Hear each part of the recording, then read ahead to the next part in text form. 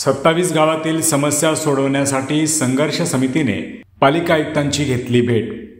Duplicate कोण आणि खरे कोण हे लोकांना सांगण्याची आवश्यकता नाही। गुलाब वजे।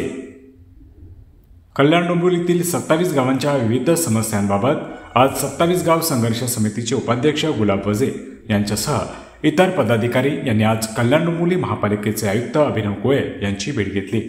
27 गावे वगळल्यानंतर ग्रामपंचायतीत असलेले 499 सफाई कामगारांना महापालिकेच्या सेवेतून सामावून घ्यावे, सावळाराम महाराज स्मारकाच्या कामाचा DPR लवकरात लवकर तयार करण्यात यावा, यासाठी अतिरिक्त वास्तुविशारद राजू ताईशेट्टे यांची नियुक्ती करावी। तसेच 27 गावातील जिल्हा परिषदेच्या शाळा आणि आरोग्य केंद्रे महापालिकेत घ्यावीत। महापालिकेने कचरा संकलनासाठी नेमलेल्या खाजगी कंपनीत भूमिपुत्रांना देखील रोजगाराची संधी द्यावी।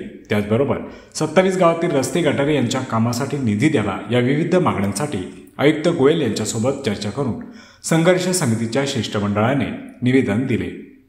या प्रश्नावर आयुक्तांनी सकारात्मकता दर्शवली आहे। गरज पडल्यास उपमुख्यमंत्री एकनाथ शिंदे यांच्यासोबतही या संदर्भात बैठक घेतली जाणार असल्याचे उपाध्यक्ष गुलाब वजे यांनी यावेळी सांगितले।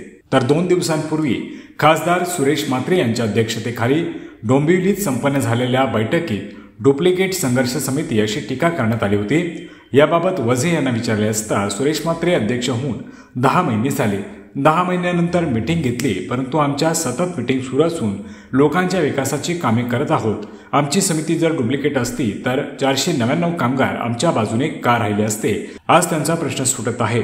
27 गावातील रस्त्यांसह अनेक प्रश्न सोडवण्याचा काम आम्ही करतोय।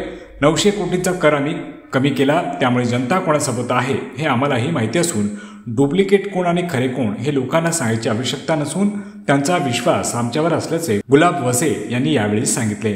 एकूणच दोन्ही संघर्ष समिती आक्रमक झाल्याने आगामी काळात येथील राजकारण तापण्याची शक्यता वर्तवण्यात येत आहे। महाराष्ट्र अपडेट 24 साठी कुणाल म्हात्रे, कल्याण। आज कल्याण डोंबिवली महानगरपालिकेचे आयुक्त यांची आज भेट घेतली।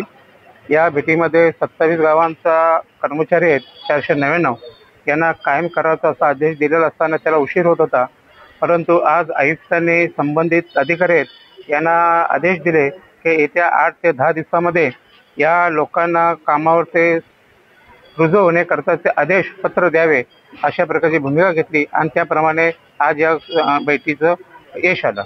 त्या भागामध्ये आपल्या कल्याण डोंबिवलीमध्ये एक संत सावळाराम महाराजांचं स्मारक इथे होते, तर भव्यदिव्य आहे आणि कल्याण डोंबिवलीचा कोणी इथे आला तर त्या स्मारकाच्या ठिकाणी गेलं पाहिजे, अशा प्रकारची भूमिका मागच्या 2 वर्षापासून करते। परंतु आज इथे संबंधित आराखड्यासाठी आपण आयुक्त राजू ताईशेट्टे यांची नेमणूक केली आणि स्वतः आयुक्त इथे या जागेला भेट देणार आहेत आणि लवकरच या कामाला सुरुवात होईल। डुप्लिकेट कोण आहे, कसं आहे, कोणाच्या मिटिंगी होतात, आज ते अध्यक्ष होऊन 10 महिने झाले। त्यांनी आज मिटिंग घेतली, परंतु आमच्या सतत मिटिंग चालू आहेत, लोकांच्या विकासासाठी काम करतोय।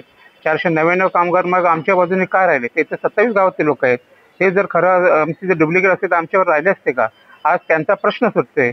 27 गावातील अनेक रस्ते आहेत, अमुक आहेत, ते सगळे सोडण्याचं काम आम्ही करतोय।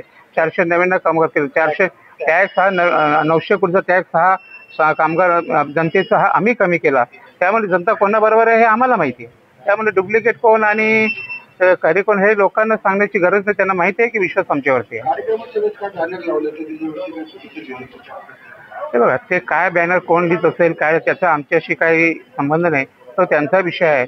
कारण आम्ही मिटिंगला तिथे जी चालू झाली तिथे काही पदाधिकारी दिसले, काहीतरी तिथे राजकारण दिसत आम्हाला, असं आम्हाला तिथे दिसून आलं।